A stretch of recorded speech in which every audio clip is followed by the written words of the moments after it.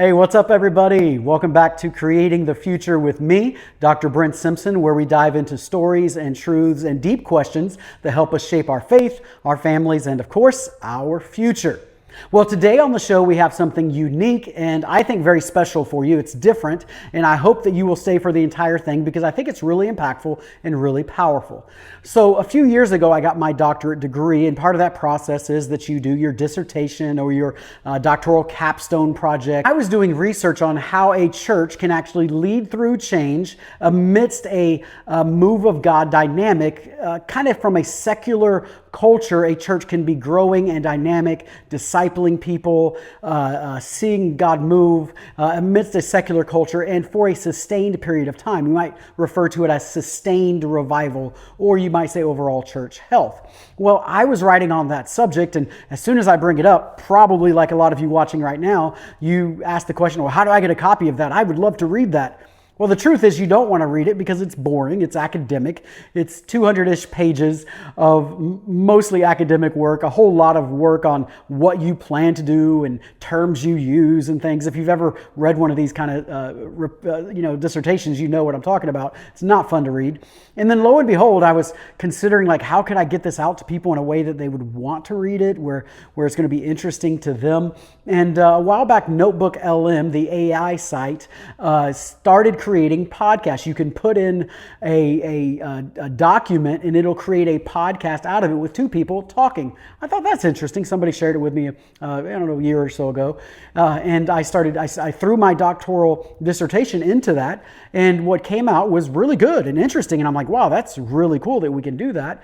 And then I started refining it and just trying to tighten it up and make it a little bit better. And lo and behold, I created a AI-driven podcast. It's not real people. And if you're watching, you're going to see that in a few minutes, it's going to go to just still images while you're listening. So it is an AI fake, in that sense, driven podcast. But what they are doing on this is taking my dissertation in the two interesting parts, which is the literature review. That's a very interesting part of the dissertation. And then my research project, and they're taking those two parts, forming them together and just discussing it. And the way they do it actually makes it much more interesting than just sitting back and reading this academic, writing this academic literature. And so that's what I'm sharing with you today. So for everybody who's ever thought, I want to be able to read Dr. Brent's dissertation, this is probably what you really want. This is the fun part of it. And so we're going to get to sit back and listen to these AI characters discuss it. I will tell you in advance, there's a few little funny things they say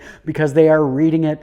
Sometimes, they talk about lag and lead measures, and they say lead measures. And there's little things like that you'll see that are errors. But by and large, I think this is going to be really fun for you. If you are a church leader whatsoever, I think it'll be very interesting for you on how to lead a growing, dynamic church with a great case study of Greenhouse Church up in Gainesville, Florida, with my friend Mike Patz is the pastor there, who is doing an outstanding job. So it's a mixture of this literature review of what the academics are saying, and then the research study on what has made Greenhouse Church so effective amidst a very secular culture in a college town in Gainesville. So I hope this is going to be beneficial to you.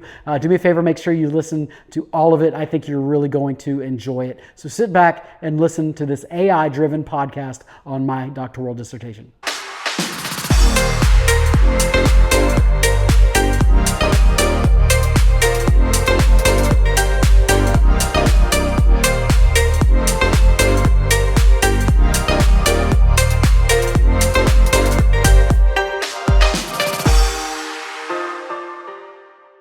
So I want you to picture a vast, ancient forest. Just imagine walking through this woodland and noticing that literally everywhere you look, the trees are withering. Right. Like the leaves are browning, the trunks are hollowing out, and the roots are they're slowly losing their grip on the earth. It basically looks like an ecosystem in terminal decline. Yeah, a dying landscape. Exactly. But then, right in the middle of all this decay, you stumble upon a clearing. And in this clearing, there's this grove of trees that are not just surviving, but they're experiencing this explosive, almost violent surge of growth. The canopy is vibrant, the roots are incredibly deep, and they're spreading at this unprecedented rate. It's a complete paradox, right? How can the exact same soil produce both a dying forest and an aggressive, thriving supergrove at the exact same time? Well, that dying forest you're describing, that is essentially the American religious landscape today. You have an institution that is, by all traditional metrics anyway, in a state of rapid historic decline. But simultaneously, it's hosting these pockets of the most explosive organizational growth we've seen in decades. And the numbers behind that decline are just staggering. Traditional church attendance across America is plummeting. Yet you look at these specific megachurches and Pentecostal movements, and they're experiencing massive growth, or what they call revivals. So the big question for our deep dive today is, how are they pulling this off? Yeah, that's the core question. Right. So to figure that out, we are unpacking a really fascinating stack of academic and professional literature.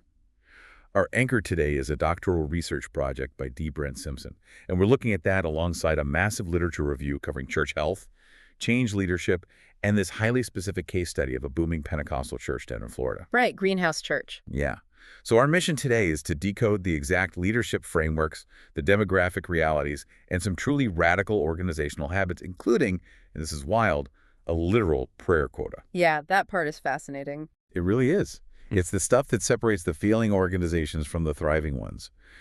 But before we jump into all that, we should probably set some parameters for you, the listener, right at the top. Definitely. Because of the nature of these sources, we are going to be dealing intimately with Christian theology, Pentecostal doctrine, and these big cultural shifts like the rise of secularism. Right. But our goal here is strictly an impartial exploration of the data. We're looking at the organizational dynamics presented in this research. So we're analyzing the mechanics of this leadership model and how they manage change. Exactly. We're looking at this strictly through the lens of organizational psychology and leadership strategy. We are not here to endorse any specific religious or political worldview. Spot on. We're just looking at what works and why it works. So let's look at the raw data defining this existential threat. What does the dying forest actually look like numerically? Well, the demographic cliff is incredibly steep. According to the data we have, Protestant Christians dropped from 69% of the U.S. population in 1948 down to just 37% in 2016. Wait, 37%? That's a massive drop. It is, and since the 1980s, the average decline in American church membership has basically hovered between 10 and 12% per decade. But Ferreira and Chippenu's research isolates specific traditional churches that are reporting up to a 40% decline over just a 10-year span. Losing 40% of your base in a single decade? Yep. I mean, if this were a public traded company, the board of directors would be, liquidating assets and firing the entire C-suite. Oh, they absolutely would. And the researchers highlight a global implication here that they call the virus concept, which is super interesting. Okay, what is the virus concept? So, historically, the American church has been the leading exporter of Christian theology and leadership principles to the rest of the world. Right. They send out the books, the models, the missionaries. But the current research suggests that the materialistic, highly consumer-driven culture of the American church risks acting like a virus. It threatens to infect globally thriving churches in other countries if they simply copy the American model. Oh, wow. Because they're unaware that the American model is actually failing at home. Exactly. They copy the aesthetic without realizing the core engine is broken. That makes total sense. Yeah. So if the model is failing, we have to identify the antagonist here. What is actually causing this mass exodus? Yeah. The literature points heavily to this cultural shift towards secularism. Right. But we need to define how the researchers use that term, right? Because they aren't just talking about atheism. Right. No. Creamer's research defines secularism not as a complete denial of God's existence, but rather as the strict separation of God or religion from your personal day-to-day life. Like keeping it compartmentalized. Exactly. Yeah. And it manifests as the rise of what demographers call the knowns. That's N-O-N-E-S. These are people who mark spiritual but not religious or none of the above on census surveys. And the researchers explain that this demographic shift is driven by a really potent cocktail of two major philosophical movements. First, you have modern rationalism, which is, the demand for empirical scientific proof for all claims. Like prove it in a lab or I don't believe it. Right. But piled on top of that is postmodern relativism. Okay, so postmodern relativism, that's the idea that truth isn't absolute, but subjective. Yeah. Right? It's the elevation of lived truth or personal experience over objective, Universal truth. Precisely. And this creates a very unique trap for traditional religious institutions. Think about traditional Christian apologetics, which is the formal intellectual defense of religious doctrines. It relies really heavily on reason, logic, historical evidence, things like that, to defend the faith. Right, very debate-focused. Yeah, and that intellectual approach might have held some water against modern rationalism, but it completely misses the mark against postmodern relativism because that worldview simply doesn't value logical arguments over personal emotional experience. I see how that philosophical shift totally undermines the traditional model. If someone says, this is my truth, pointing to a historical document doesn't really land. It doesn't. But there's a structural, almost logistical disadvantage here too, especially regarding technology. Because Longager and van der Waals' research highlights how mobile phones, the internet, and television constantly bombard congregants with secular worldviews. Like if you do the math, a church leader gets maybe 1 or 2 hours on a Sunday morning to instill a specific worldview into a congregation. Right, exactly. While for the other 166 hours of the week, those same congregants are carrying supercomputers in their pockets. Yeah. And those phones are constantly feeding them a completely different framework. The media they consume presents the secular worldview as the normative baseline. So structurally, the church just cannot compete with that volume of discipleship, quote unquote, coming from the broader culture. Okay, I hear that, but I have to push back a little bit here. Because it's incredibly easy for any failing institution to point out the window and blame the culture or blame iPhones or blame the youth. It sounds like the classic Blockbuster video defense. Oh, yeah. Like people just don't want to rent movies anymore because the internet is distracting them. Well, no, Blockbuster. You failed to offer a streaming service when the market demanded it. Every industry has to deal with iPhones and secularism. Why is the church uniquely failing? Does the data actually support this external blame, or is there an internal failure at play? That is a great point, and the research completely validates your skepticism.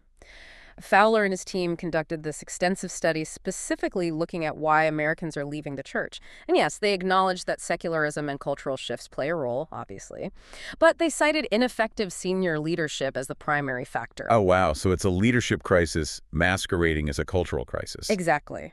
The researchers pinpointed highly specific internal failures. They found a profound lack of courage among senior leaders to make tough decisions. Yeah, and they identified this thing called ethical neutrality, where leaders refused to take a stance on what they believed were core biblical truths simply because they were terrified of offending people or losing donors. So they just play the middle to keep the lights on. Right. And ironically, that neutrality just caused their followers to lose respect for them anyway. The study also highlighted deep-seated resistance to change and, crucially, toxic and unethical behaviors among senior leaders, which obviously bred widespread organizational mistrust. I mean, that makes perfect sense. The takeaway from this first section of the data is pretty stark. For a church to survive this cultural tidal wave, its leadership has to adapt to the culture. The tightrope walk is adapting their methods without compromising their core doctrine. Yes, that's the tension. Because if they compromise the doctrine, they lose their foundational identity. And if they don't adapt the methods, they become Blockbuster. Exactly. It is the ultimate test of change leadership. And how these leaders choose to manage that change brings us to some incredibly counterintuitive data regarding leadership styles. This part fascinated me. Because if you survey the average person on the street about what a Christian leader should look like, almost everyone will point to servant leadership. Oh, 100%. Right. You picture Jesus washing his disciples' feet, Yeah. putting others before yourself, showing deep empathy, listening to everyone's concerns. Looking at the data from these thousands of churches, doesn't that highly empathetic servant-first model represent the gold standard for scaling a healthy organization? Well, virtually every pastor surveyed assumed that was the case. Naturally. But the data from Sincala and Chase tells a drastically different story. They analyzed a massive data set from the National Church Development Organization. We're talking 258,000 congregants across over 9,500 churches. That is a massive sample size. Huge. And they wanted to measure how servant leadership correlated with overall church health and growth. So what were the actual metrics? What did they find? They found that churches led exclusively by pastors utilizing a servant leadership style were consistently declining. Wait, really? Decline? Yes. They scored lower in almost every category of organizational health attendance, giving, volunteer retention. The authors ultimately concluded that servant leadership alone might not be the most desirable style for leading a local church through complex cultural changes. That feels incredibly counterintuitive. Why would putting your people first and serving their needs lead to organizational decline? It's a great question because while empathy, listening, and caring for followers are wonderful traits for pastoring an individual in crisis, servant leadership inherently lacks the forward momentum required to drive structural organizational change. Oh, I see. Think of the mechanism at play here. If your primary goal as a leader is to make sure everyone feels comfortable, heard, and validated, you are never going to make the tough, highly unpopular decisions required to adapt to a shifting culture. You essentially become paralyzed by the need for consensus. It's like being the captain of a cruise ship who is so fixated on making sure every passenger's cabin temperature is perfectly comfortable that no one is actually on the bridge steering the wheel, and the ship just drifts right into an iceberg. That is a perfect analogy, and the research shows that the most successful, thriving churches use what is called situational leadership. They don't abandon servanthood, but they don't rely on it exclusively. Okay, so how does situational leadership operate in this context? It means the leader radically adapts their style based on the immediate crisis or organizational goal. The survey identified 4 styles consistently associated with growth: goal-oriented, team-oriented, people-oriented, and relational leadership. Okay. The most effective leaders switch between these seamlessly. If the organization is facing a financial crisis or a sudden cultural threat, the leader becomes aggressively goal-oriented. If a staff member is grieving, they pivot and become relational. The text even points out that Jesus used multiple leadership styles. He washed feet, yes, but he also cleared temples with a whip of cords and delivered blistering rebukes when the situation demanded disruption. So the leadership has to be highly adaptable. But they also have to navigate this with extreme transparency, which introduces the next framework the research emphasizes, which is authentic leadership. Right. Authentic leadership theory is crucial here because modern congregations, especially younger demographics, have a highly sophisticated radar for hypocrisy. Oh yeah, they can spot it a mile away. Absolutely. Authentic leaders are relentlessly self-aware. They lead from deep internalized convictions. And the key distinction the researchers make is that authentic leaders act as referent role models. Okay, I need a definition on referent role model. What does that actually mean? It means they lead by example. They generate influence because people genuinely admire and want to emulate them, rather than relying on positional authority or coercion. Like, do this because I said so, I'm the boss. Exactly. This is vital for avoiding the trap of spiritual abuse, which is a toxic dynamic that has plagued a lot of declining churches. Yeah. Spiritual abuse occurs when a leader leverages their spiritual authority to dominate, manipulate, or coerce followers into compliance. Authentic leadership is basically the antidote to that. It relies on transparency and vulnerability. You lead by showing your own flaws, not just commanding perfection. Makes sense. Now, there's another leadership style mentioned in the data that we have to define very carefully before moving forward, and that's charismatic leadership. Right. This is a big one. Because when I hear charismatic in a secular business context, I think of, a startup CEO who can charm venture capitalists into funding a napkin sketch, a slick, persuasive talker. How does the academic literature define charismatic leadership in a religious context? Well, in the context of this specific literature, particularly regarding Pentecostalism, charismatic has almost nothing to do with the leader's personal charm or extroversion or their persuasive speaking abilities. Okay, so what is it? It refers specifically to the allowance and expectation of the gifts of the Holy Spirit. Ah, okay. We are talking about the theological concept of supernatural gifts, prophecy, physical healing, speaking in tongues. Yes. The research clarifies that these charismatic gifts are viewed as entirely supernatural. They do not originate from the leader's personality, they flow from the Holy Spirit.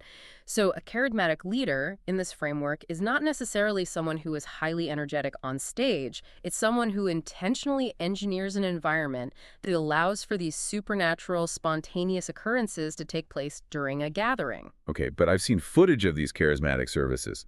People swaying, raising their hands, sometimes weeping or displaying intense emotion.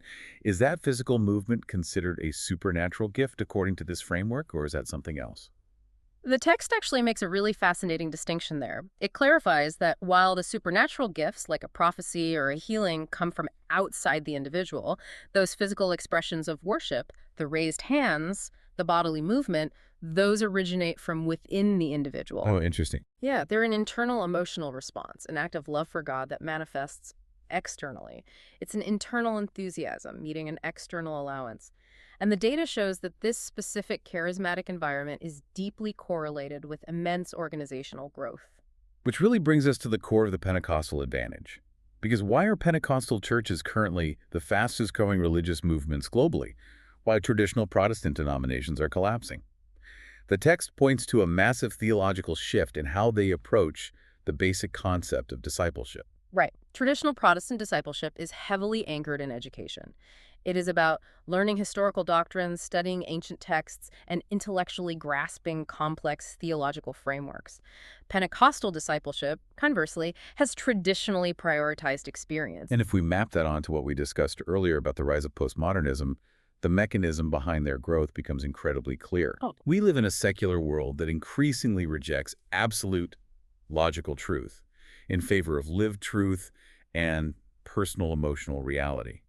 If a traditional church tries to debate a secular college student using historical logic and apologetics, they are literally speaking a dead language to them. Exactly. But the Pentecostal church offers a visceral experience.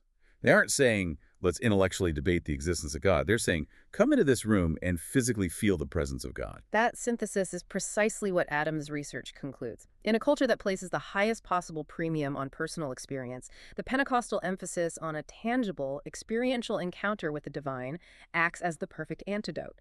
It counters both cold rationalism and subjective relativism. It basically bypasses the intellectual defenses entirely. Right. So what does that experience actually look like on the ground? The research refers to these events as revival phenomena. Yeah.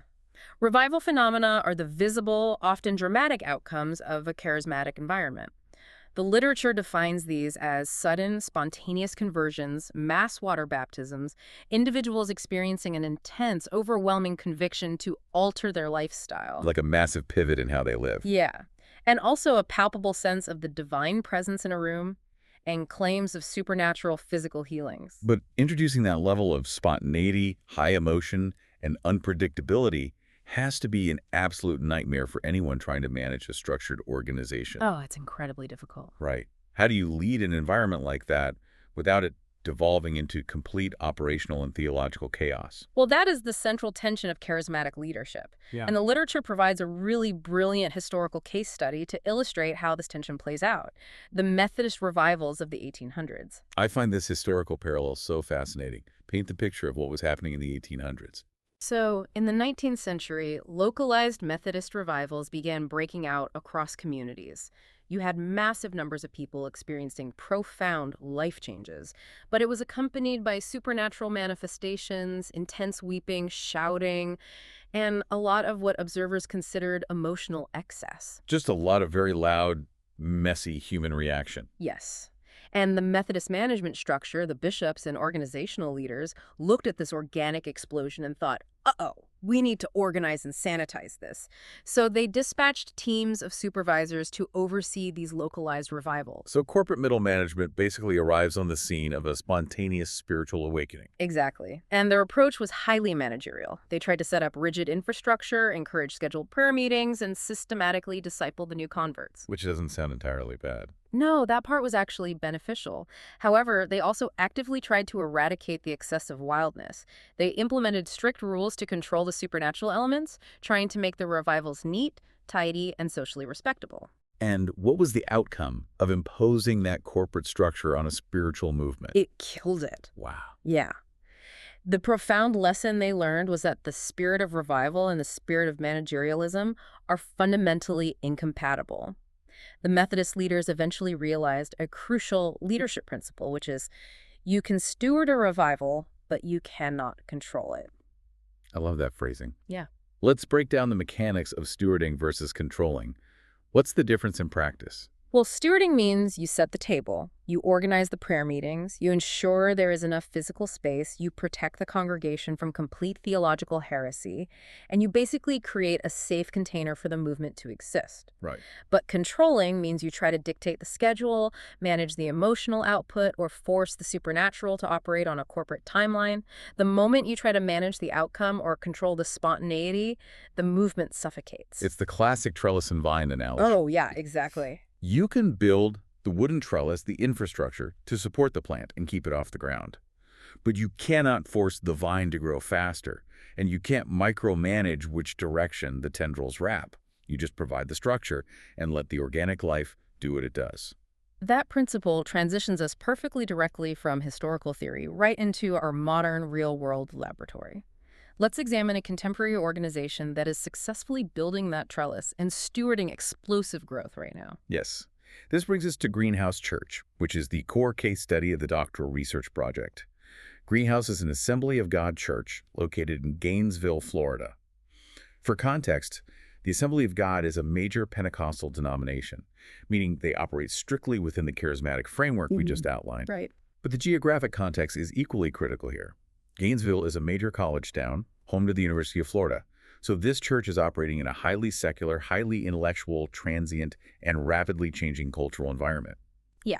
Gainesville is essentially ground zero for the exact cultural forces of modern rationalism and postmodern relativism we discussed earlier. It is a hostile environment for traditional religion. Completely. And yet, the data on Greenhouse Church is stunning. Under their lead pastor, who was installed in 2004, the church has grown by over 2,500 adherents. They have expanded to 5 physical locations across Florida, and they have launched 184 decentralized micro-churches. 184. That's insane. Mm-hmm.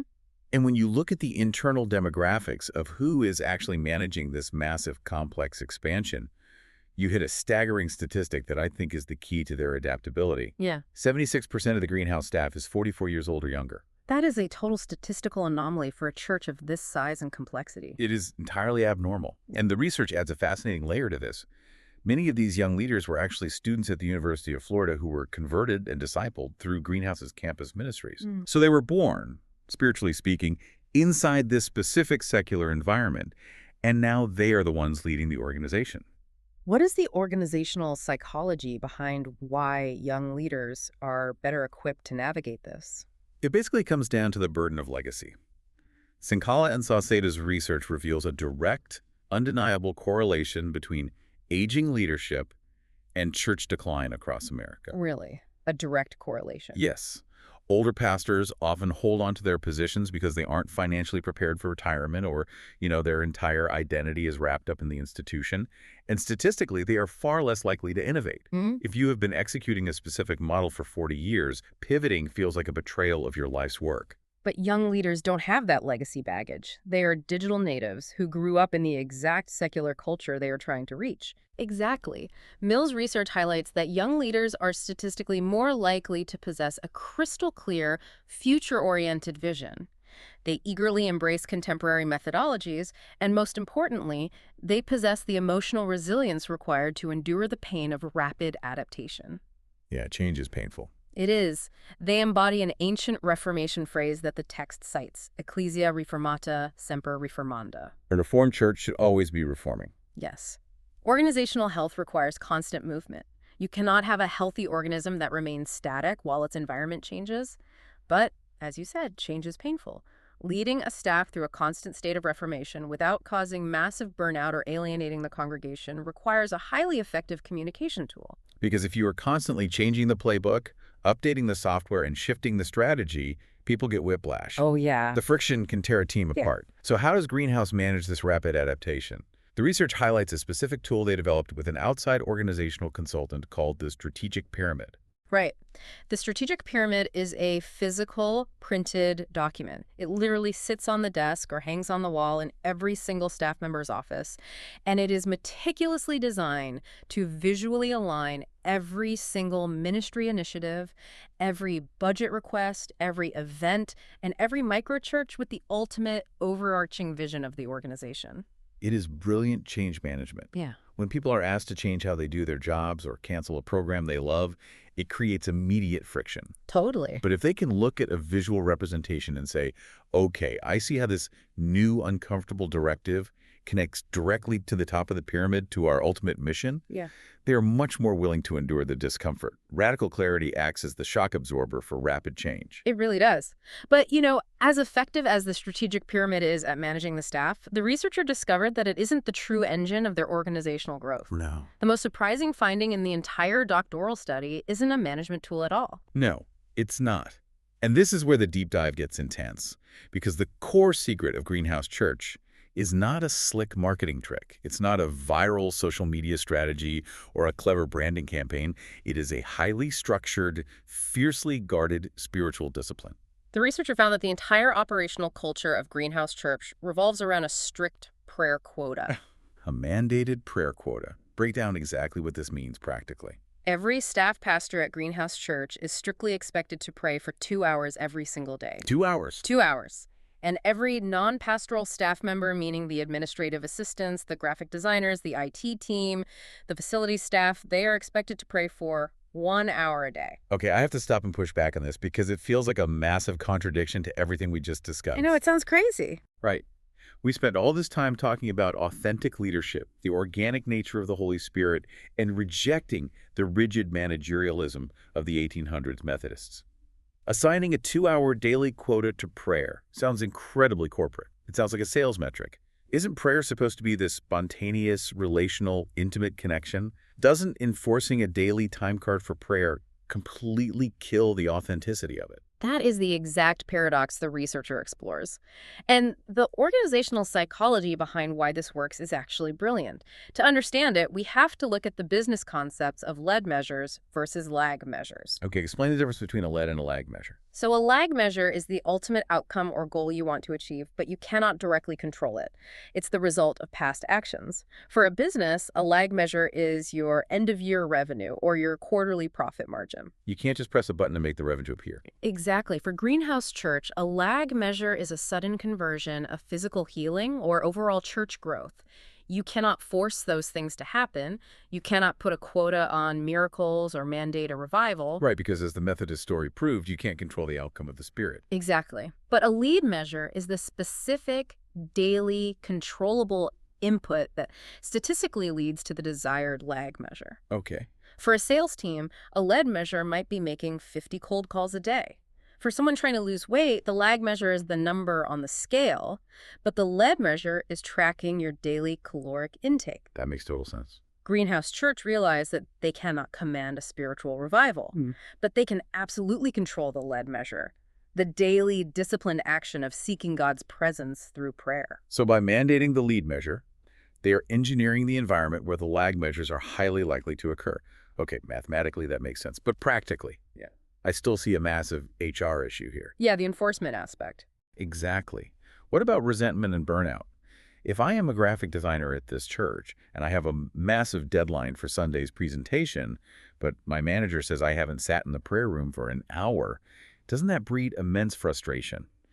How do they enforce this without it becoming legalistic? That is where their infrastructure comes into play. They don't just put this quota on a spreadsheet, hand it to the staff, and demand compliance. They engineered their entire physical and operational environment around the accomplishment of this specific lead measure. How so? They literally built a designated centralized prayer room.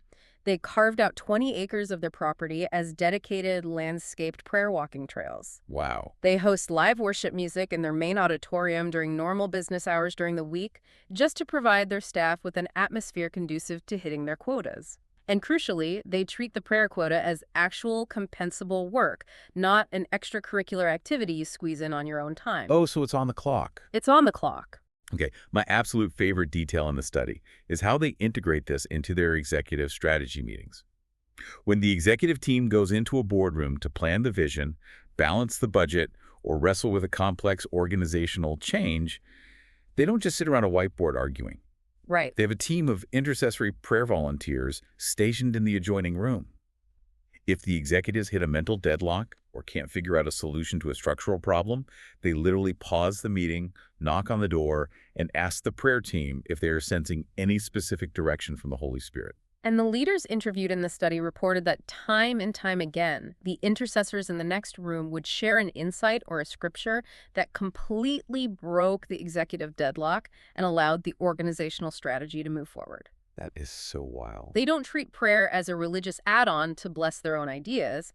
They treat it as the primary strategic engine of the organization. So we have this massive, non-negotiable Lord measure, 2 hours of prayer a day. What are the actual lag measures? What is the cultural byproduct of forcing your entire staff to spend that much time in isolation seeking the divine? Well, the doctoral study identified 6 emergent themes or lag measures that directly resulted from this practice. The first major theme is an overwhelming sense of authenticity. Because the leaders are spending 2 hours a day in private prayer, they can't fake their spirituality when they get on stage on Sunday. There is a quote from one of the greenhouse executives in this study that perfectly encapsulates this. He said, "You got to smoke what you sell." Yeah, it's a blunt, slightly provocative way to put it, but it's completely accurate for authentic leadership. The congregation has to see that the leaders are actually living out the vision they are preaching. Right. For example, at Greenhouse, every single leader, including the executive pastors, is required to be an active participant in a micro-church. They don't just preach community from a distance, they are forced to participate in it at the ground level, dealing with the messy reality of human relationships. And spending that much time in prayer produces another very specific, deeply impactful lag measure: humility. Yes. One of the leaders in the study noted, you can't be in the presence of the Lord and be proud. This mandatory daily isolation with God systematically strips away the ego. It naturally breeds a profound humility among the staff, eroding the typical arrogance you often see in megachurch executives. And that humility makes the leadership incredibly approachable. They're willing to stand up in front of thousands of people and say, hey, we are not a perfect church, and sometimes we get the strategy wrong. And this isn't just a theoretical talking point. There is a deeply moving anecdote in the research that proves how real this cultural humility is. The P10 story. Yes. There is a lower-tier volunteer leader, identified in the study only as P10. He had been serving faithfully at the church for 8 years. During this specific week the researcher was conducting interviews, P10's father passed away. Yeah, and the researcher noted that P10 became highly emotional during his interview. But it wasn't just because of his profound loss. It was because of the astonishing response from the church leadership. Right. He talked about being completely overwhelmed by unprompted text messages, phone calls, and emails from the executive pastors, the elders, and the deacons. These weren't automated form letters from the church office. They were deeply personal, ongoing check-ins from the highest levels of the organization. P10 told the researcher, I know they care about me personally. Beyond what I do here, they care about me. When your executive team, the people running a multi-site, multi-million-dollar mega organization, had the humility and the emotional bandwidth to personally pursue a mid-level volunteer in his darkest moment, that is the ultimate proof that your culture is healthy. Exactly. You cannot manufacture that kind of empathy with a strategic pyramid. It only comes from the lead measure. And that level of humility from the top down leads directly to the final and perhaps most vital lag measure, the radical empowerment of lay people. Because if the leadership is genuinely humble, they aren't hoarding the power. They aren't saying only the highly educated professionals with microphones on the stage are qualified to do the ministry. They are actively decentralizing the power to the congregation. The research highlights how Greenhouse Church intentionally fosters this decentralization. They actively want volunteers to discover their spiritual gifts and use them publicly. There is a remarkable story from the text about a regular Sunday service. Oh, this one is crazy. Right in the middle of the corporate gathering, a volunteer leader, a layperson, felt the spontaneous prompting from the Holy Spirit. They felt an intense conviction that there were generational curses over the congregation that needed to be broken. So this volunteer stepped right up on the main stage, took the microphone, and began praying fervently for the congregation. In almost any other megachurch in America, the security team would tackle that person before they hit the first step of the stable. Well, absolutely. The control mechanisms would shut it down instantly. But at Greenhouse, the leadership had created an environment so secure in its humility and so dedicated to stewarding rather than controlling that they allowed a layperson to lead a massive, unscripted spiritual moment. And that moment is the synthesis of everything we've analyzed today. By empowering lay people to act on the promptings of the Holy Spirit, the church fundamentally shifts its organizational focus. The research demonstrates that declining churches are inherently inward-focused. They only care about maintaining the comfort, preferences, and traditions of their existing members. Which goes back to the failed servant leadership model we talked about. Yes, but thriving churches are aggressively outward focused. When you empower the everyday members to do the ministry, you unleash a viral, sustained movement.